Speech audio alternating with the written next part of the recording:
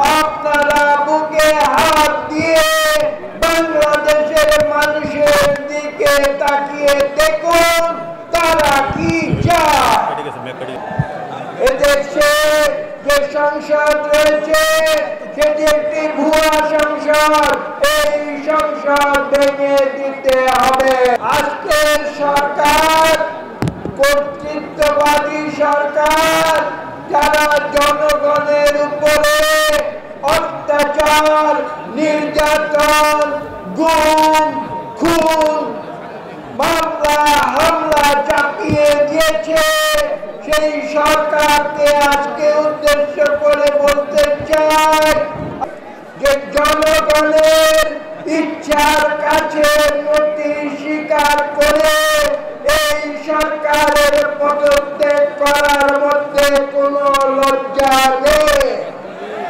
সরকার মানুষের ইচ্ছা তার প্রতি শ্রদ্ধা প্রদর্শন করুক।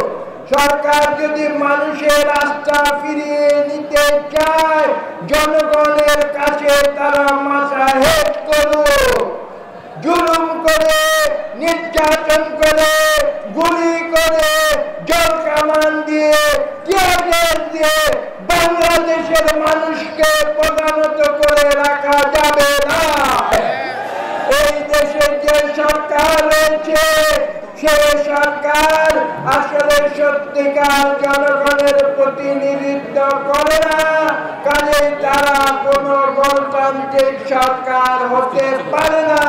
সেই সরকারকে পদত্যাগ করতে হবে। বাংলাদেশের কোটি কোটি মানুষ টাকা চায় না, সম্পদ চায় না, অর্থ লোভী তারা নয়।